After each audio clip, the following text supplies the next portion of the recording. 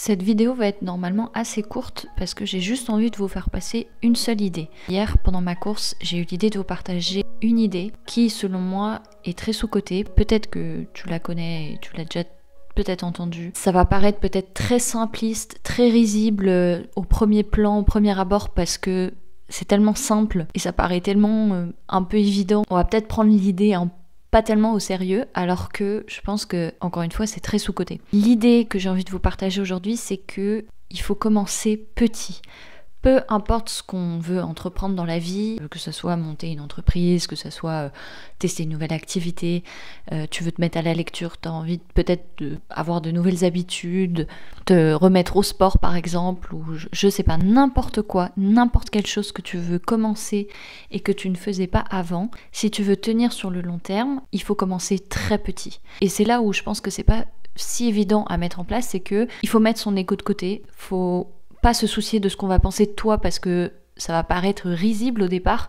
Tu vas penser que ça ne sert à rien parce que c'est tellement petit que ça paraît presque inutile. Et la majorité des gens, qu'est-ce qu'ils font? Ils commencent quelque chose, ils ont un projet, ils ont une idée. Ils se hypent de ouf. C'est-à-dire que t'as le projet, ça te paraît tellement sexy, ça a l'air tellement cool. Voilà, t'as la nouvelle idée, tu te dis ouais, j'ai envie de me remettre au sport, j'ai envie de lire 3 livres par mois. Ça te hype, tu te dis je vais être mieux dans ma vie. Enfin, vraiment, le projet te paraît tellement sexy, mais à la hauteur où t'es en train de fantasmer ton projet, ça redescend. La plupart des gens ont tellement hypé, se sont tellement mis d'attentes hautes et commencent tellement haut que la redescente, elle est proportionnelle à quel point c'est monté. Tu as le droit de te hyper pour un nouveau projet, c'est normal. Au lieu de monter et d'être dans le fantasme que ça va être incroyable, plutôt redescendre ses attentes et commencer petit, mettre son ego de côté, mettre sa fierté de côté, comprendre qu'en fait, le processus va être long. En fait, si t'es pas prêt à te dire que ça va prendre du temps, ça va pas marcher sur le long terme. Parce que la plupart des choses qui comptent,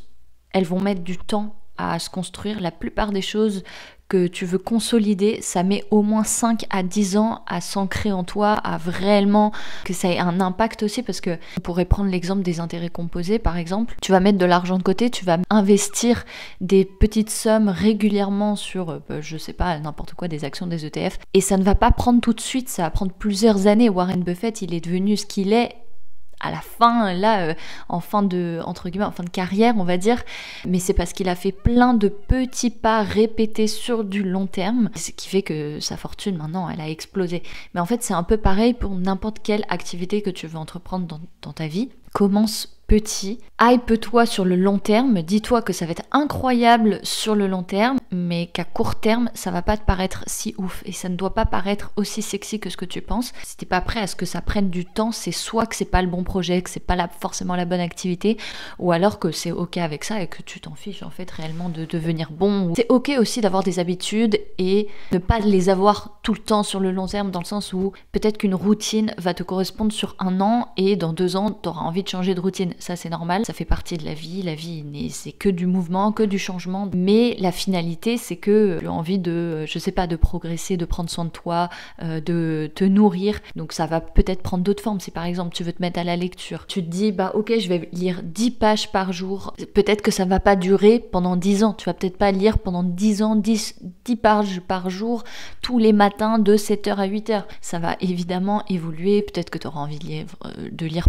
des livres audio, envie d'écouter des podcasts. Il faut rester flexible sur ce que tu fais. Je suis en train de m'égarer du sujet principal, mais c'est que quand tu veux commencer quelque chose, commence petit. Et pour évaluer qu'est-ce que c'est petit veut pas dire non plus confortable, ça veut dire qu'il faut quand même trouver le juste milieu entre l'inconfort de faire quand même quelque chose, enfin je veux dire tu passes de 0 à quand même un petit progrès, donc il faut quand même qu'il y ait un minimum d'inconfort, mais suffisamment confortable pour que le jour où tu n'aies pas envie, le jour où tu sois un peu démotivé, le jour où c'est clairement pas le jour où tu as envie de le faire, ça soit quand même faisable, quand même confortable pour que tu le fasses et pour que tu tiennes. Un exemple concret pour moi, en 2020, quand j'ai voulu me remettre au sport sérieusement, même si j'en faisais déjà avant, mais j'étais pas tellement régulière.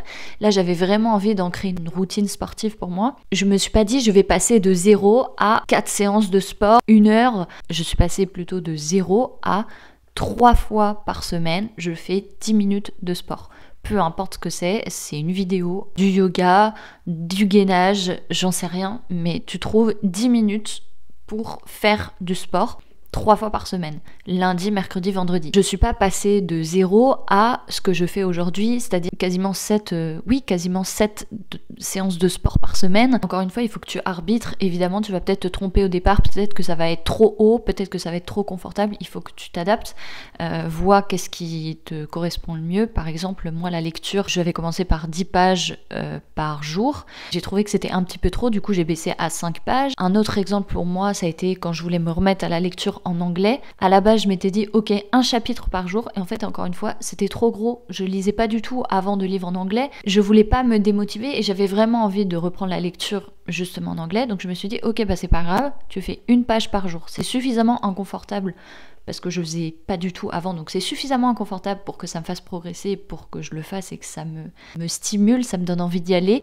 mais suffisamment confortable pour que je me dise, ah, allez, c'est 1 page, genre c'est pas rien du tout, mais c'est qu'une seule page. Et oui, à court terme, tu vas pas voir de résultats concrets. Oui, c'est sûr, ça va prendre du temps, mais encore une fois, tout ce qui compte dans ta vie, tout ce qui a réellement de la valeur, si tu regardes, ça a mis du temps à se construire. Et d'ailleurs, tu es moins fier de toi quand les choses arrivent trop vite. Ce qui donne de la saveur à quelque chose qui compte, c'est le fait que ça ait pris du temps, le fait que ça ait demandé des efforts. Donc voilà, je pense que l'idée principale que j'ai envie de vous transmettre est partagée.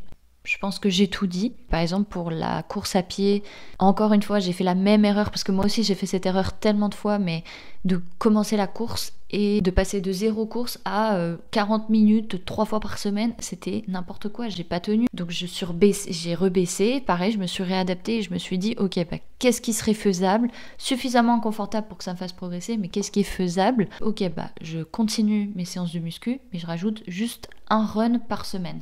Un run de 30 minutes environ. Ça, c'était beaucoup plus faisable et donc j'ai réussi à tenir du coup sur le long terme. Commencer trop haut, c'est le meilleur moyen pour se scratcher et de finalement pas continuer sur le long terme.